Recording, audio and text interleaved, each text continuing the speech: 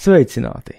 Līdz šim esmu veidojis vairākus raidījumus par baltu valodām, īpaši par līdzībām starp latviešu un lietuviešu valodu. Tajos vairāk koncentrējos uz vārdiem, kas šo valodu starpā ir tādi paši vai vismaz līdzīgi. Tomēr līdzības nevienmēr ir tādas, kādas varētu likties. Dažreiz pavisam līdzīgi skanoši vārdi radniecīgās valodās var nozīmēt pavisam ko citu, nekā varētu padomāt. Šoreiz pastāstīšu par šādiem piemēriem latviešu un lietuviešu valodā.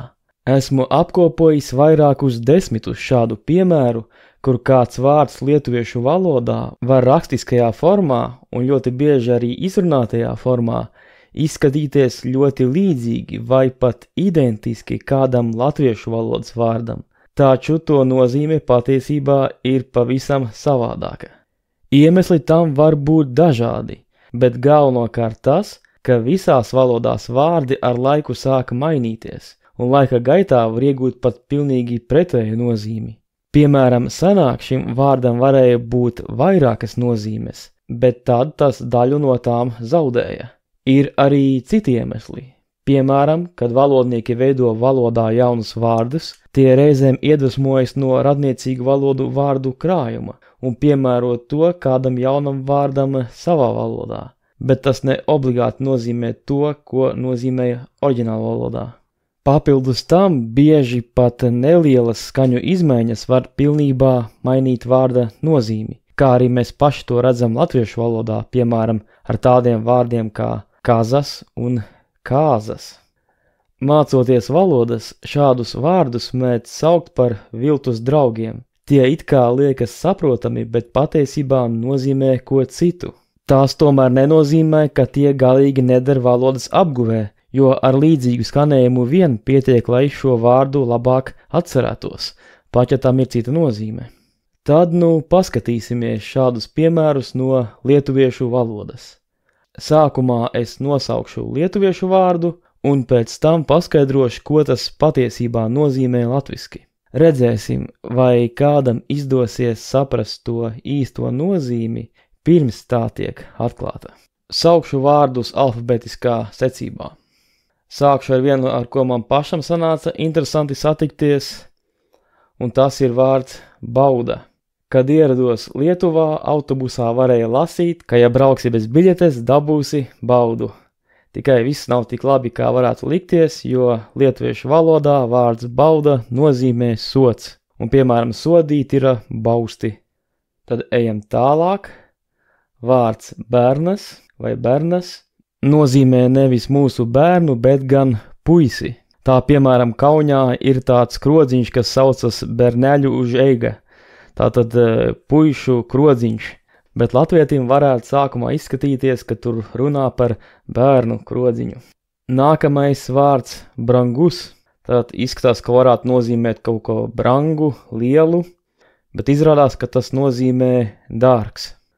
Un nākamais vārds ir mums tik it kā pazīstamais briedis, tikai lietuviešiem tas nozīmē alni. Un pretēji lietuviešu valodā briedis ir eļņas, tā ka pilnībā samainījušies ar vietām. Interesanti, kuram tad sākotnēji bija pareizāka versija. Nākamais vārds burnas. Ja pamaina pirmo b uz p, tad izklausās, ka varētu būt runa par purnu.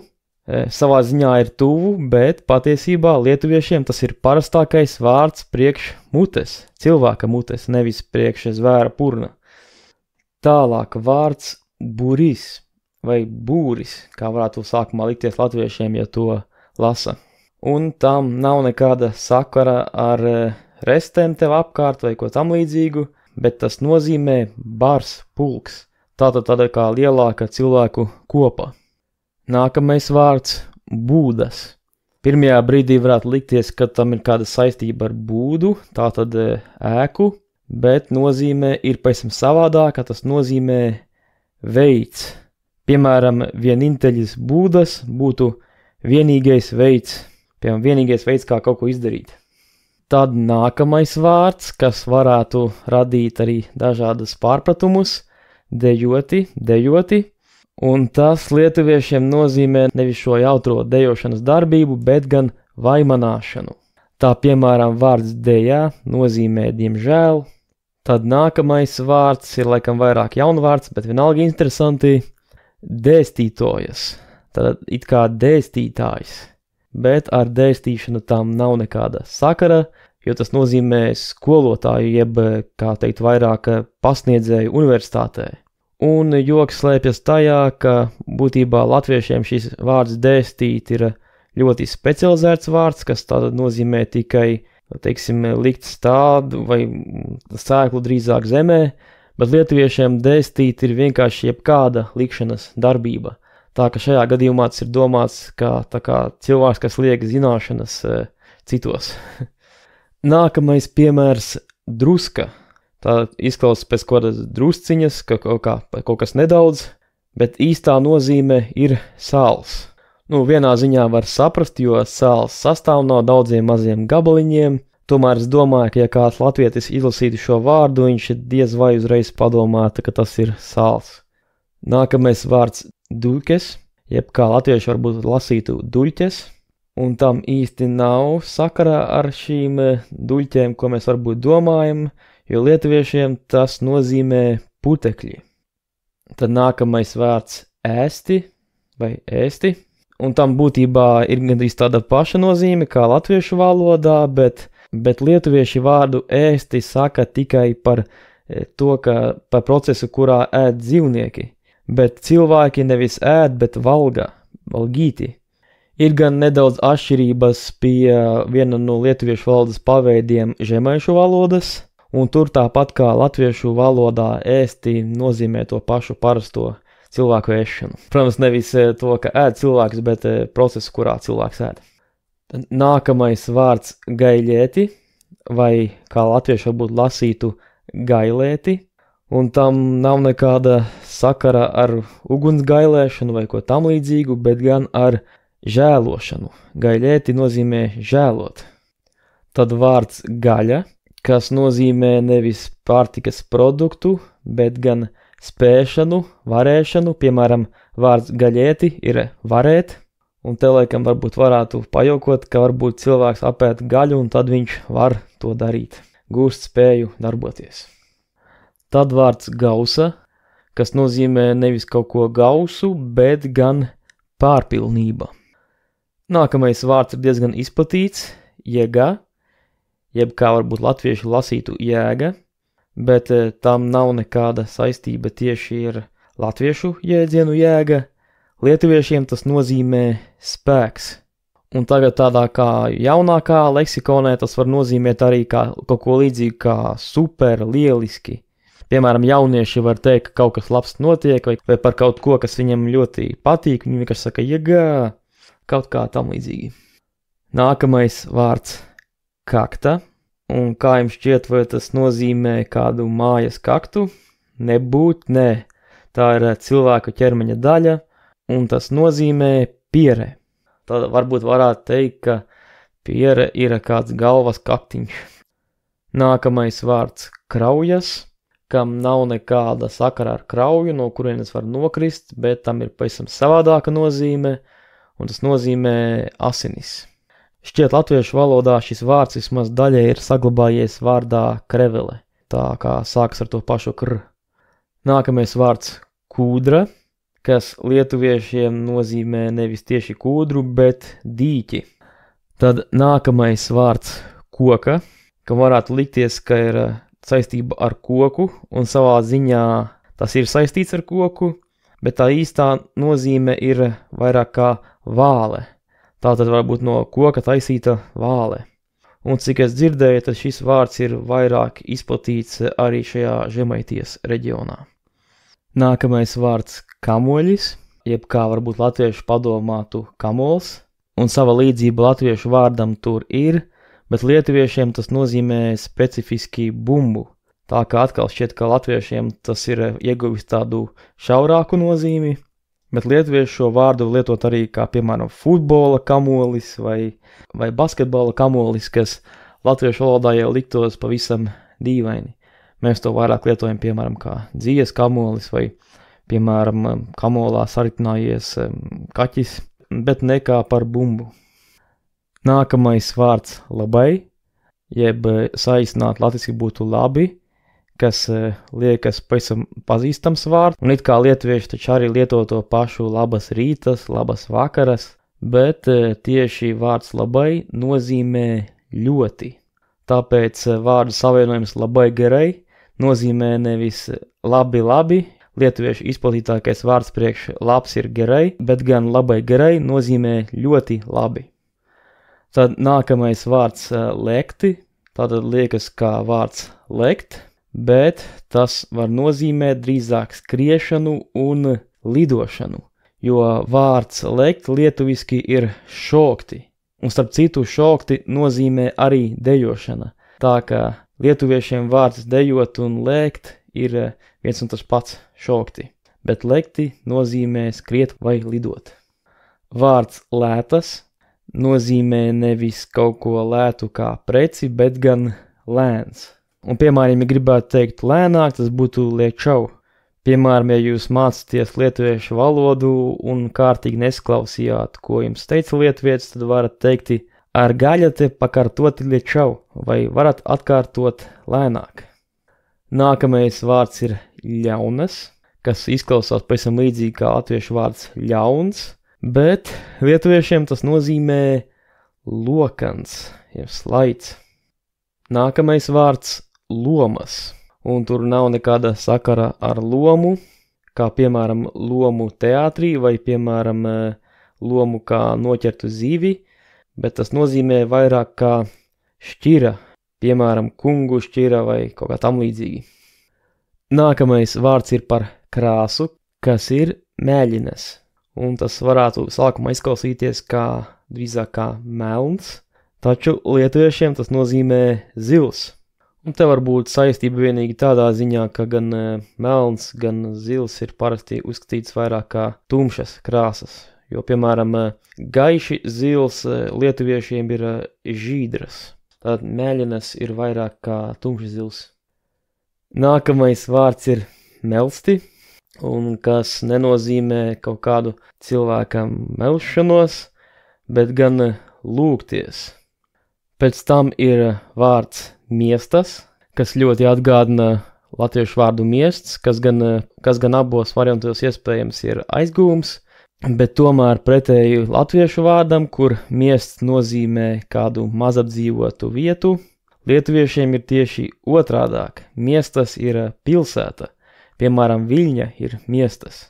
Tā ka savā ziņā šis vārds ir ieguvis pretēju nozīmi apdzīvotai vietai nekā latviešu valodā. Nākamais vārds mākslas, kas nozīmē nevis mākslu, bet gan zinātni. Un līdz ar to zinātnieks ir mākslīnkas. Tā latviešiem varbūt pirmajā brīdī var likties, ka tiek runāts par mākslinieku, taču nozīme ir diezgan savādākā, tieši zinātnieks. Nākamais noderīgais vārds, kas ir nauda, bet lietuviešiem tas ir ar savādāku nozīmi un nozīmē nevis maksāšanas veidu, bet gan vienkārši labumu, kas gan savā ziņā ir ar saistītām nozīmēm, tikai ne tik tieši saistītām. Tad vārds peļke, kas nozīmē nevis vienkārši kādu prastu ar ūdeni pielījušu bedri tev priekšā, bet gan veselu purvu. Un cik es dzirdēju, šo vārdu īstenībā jaunatvieši aizņēmās no lietuviešiem. Sanāk, pirms vairāk nekā 200 gadiem latviešiem tāda vārda nemaz nav bijis. Nākamais vārds prasmē, kas gan nav kaut kāda cilvēka prasme, kas tam līdzīgs, bet gan nozīme, jēga. Piemēram, žodžo prasmē, vārda nozīme. Nākamais vārds riba, jeb riba. Un tam nav nekāda sakara ar cilvēka skeletu vai zvēra skeletu, jo tas nozīmē robežu. Piemēram, valstības riba, tātad tas būtu valsts robeža. Nākamais vārds ir riebus vai, piemēram, riebalai, un tur nav nekāda sakara ar riebīgumu. Es pieļauju, ka jūs varbūt arī veikalā esat redzējuši šādu nosaukumu, kad ir tulkojumi lietuviski, un tas var nozīmēt tieši treknums, tauki, tātad tieši pie ēdiena sastāva, bet ar kaut ko riebīgu tam īsti nav saistības. Tad nākamais vārds ir Siaubas, jeb kā varbūt latviešiem varētu likties šaubas, bet lietuviešiem tas nozīmē nevis šaubīties, bet gan šausmas. Piemēram, siaubingas būtu šausmīgs. Nākamais vārds skanēti, un tas ir nevis skanēt, bet gan kļūt garšīgam. Piemēram, tātad vārds skanus ir garšīgs, piemēram, skanus maistas, garšīgs ēdiens, un ne ar kādu skanēšanu tam nav sakara. Nākamais vārds smagus, ja varētu padomāt smags, taču arī šim vārdam varētu teikt ir pie lietuviešiem pilnīgi pretēja nozīme. Tas nozīmē nevis kaut kādu smagu darbu vai smagu nesamo, bet jautrību, līgsmi. Lai gan ir izņēmumi pie žemaišiem, kā jau tas arī iepriekš bija vairākos gadījumos, kur tiem ir tāda pati nozīme kā latviešiem. Nākamais vārds spalva, un tam nav nekāda sakara ar putna spalvām vai zvēru spalvām, jo tas nozīmē krāsa. Piemēram, spalvoti sapnei būtu krāsaini sapņi. Tad nākamais vārds ir ļoti plaši lietots lietuviešu valodā – turēti, un tam nav tāda gluži nozīme kā kaut ko turēt rokā, bet tas nozīmē piederību. Tad tas, ko latvieši saka man ir, lietuvieši saka turēti. Piemēram, teikums man ir zeme, lietuviešiem būtu aš turiu žeme. Tā ka te ir pat ne tikai vārda atšķirība, bet arī bišķu savādāks veids, kā vispār tiek definēta piederība. Nākamais vārds tvanas nav viss saistīts ar tvana gāzi, bet tas nozīmē plūdus. Un ejam tālāk. Vārds ūkis nenozīmē ūķi. Latviešiem šo vārdu kaut kā pieņems lietot pie necilas mājas, bet lietuviešiem ūkis nozīmē veselu saimniecību. Un, piemēram, lauksaimnieks ir ūkiņinkas. Tā ka te arī varētu teikt, ka savā ziņā ieguvīs pretēju nozīmi. Nākamais vārds ola, un tām nav nekādas saistības ar vistu olām, jo tas nozīmē klinti. Un te varbūt varētu padomāt, ka olas čaumala ir kā cieta kā klints. Un te jau tojamies nobeigumam, nākamais vārds veidas. Un tas nenozīmē nekādu, teiksim, darbības veidu vai ko tam līdzīgu, bet gan pavisam ko citu. Tas nozīmē seja, kā piemēram cilvēka seja. Piemēram, mana seja lietuviski būtu mano veidas. Un pats pēdējais vārds, atgriezīsimies pie krāsām, ir žilas. Sākotnēji latvieši varētu padomāt, ka tas nozīmē zils, taču lietuviešiem žilas nozīmē sirms. Un ar to tad arī beigsim šo vārdu sarakstā apskati. Te biju nosaucis aptuveni 50 vārdus, bet šādu piemēru patiesībā ir vēl daudz vairāk. Un kā beidzumo vēlos piedāvāt veselu īsāku tekstu latviski, kuru lasot un neuzmanīgi tulkojot kādam lietuvietim var rasties pavisam jocīgs teksts. Lūk, kā šis teksts būtu latviski. Gribu braukt uz Latviju. Rudenī Latvija ir skaista. Viscaur jau no ceļa redzam raibas sēnes un dzērvenes. Latvijā no seniem laikiem bija purvi, bet tos samaitāja meliorācija. Mūsdienās dažā purvā ir putnu rezervāti. Latgalieši dzīvo īpaši skaistā zemē, kur dziļa meža vidū tīri ezeri, kur ļaudis no sirds dzied un dejo, kur lauku bērni tev saka labdien, kur smagi, bet neatlaidīgi dveš latviskums. Un tagad nolasīšu to, kā kāds neuzmanīgs lietuviešu tulkotājs varbūt varētu padomāt par šī teksta nozīmi. Pirms tam gan jābrīdina, ka lasot šo tekstu visdrīzāk neizrunāšu pareizi visus lietuviešu valodas uzsvarus, jo tos ir diezgan grūti precīzi iegaumēt. Un tad sākam ar iespējamo tekstu lietuviski. Gribu braukti uz Latviju. Rudenī Latvija ir skaisti. Visur kiaurai jau no keļu rēgima raibas senes ir gerves. Latvijoje no senu laiku bija purvu, bet tos sumaitojo meliorācija. Mūsu dienomis dažo purvus ir Putinu rezervatus. Latgaliečiai gyvuoja ypač skaičioje žemėje, kur gilia meža viduje tyro ežero, kur liaudies nuo širties giedo ir dejuoja, kur laukiniai bernai tau sako laba diena, kur smagai, bet neatlaidžiai dvasia latviškumas. Un te aptuvenais tulkojums, ko varētu nozīmēt šis ļoti greizais lietuviešu tulkojums, kurš balstītos uz vārdiem, kuri it kā ir līdzīgi kādam lietuviešu vārdam, bet ar citu nozīmi. Tad sākam. Nosaukums – Sēnes vākt Latvijai. Rudenī Latvija ir starojoša. Visur pat no ceļa jau redzamas raibes vecenītes un dzērves. Latvijā jau no seniem laikiem baidās no dubļiem, bet to visu samaitāja meliorācija. Mūsdienās dubļus un irbenāju rezervātus krāso. Latgalieši dzīvo īpaši starojošā zemē, dziļi meža vidū pie tīra ezera, kur ļaudis no sirds dzied un vaimanā, kur mežonīgi puiši tev saka labdien, kur jautri, bet neatlaidīgi elpo latvietībā. Tas tad šoreiz arī būtu viss par piemēriem no lietuviešu valodas. Ceru, ka piemēri likās interesanti un izdevās kādu arī sasmīdināt. Kopumā gan tā nav domāta kā smiešanās par valodu, bet gan veids, kā ieinteresēt latviešus par lietuviešu valodu. Taisnības pēc gan jāsaka, ka, protams, lielākā daļa lietuviešu valodas vārdi, kuri atgādina kādu latviešu valodas vārdu, īstenībā ir ar vienādām vai ļoti līdzīgām nozīmēm. Tāpēc nav pārāk jāuztraucās tos mācoties. Lūdzu atstāju savus komentārus par šiem vārdiem, vai varbūt arī par kādiem citiem piemēriem, kā tev ir gadījies saskarē ar lietuviešu valodu. Paldies par uzmanību! Līdz nākamajai reizei!